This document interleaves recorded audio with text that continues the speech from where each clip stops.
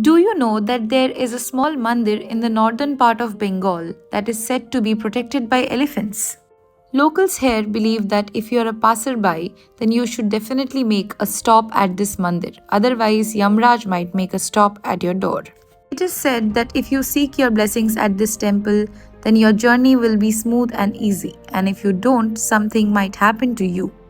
Elephant sighting is a normal thing here, and it is believed that elephants protect this mandir. Nobody could ever build a road over it because elephants always protested.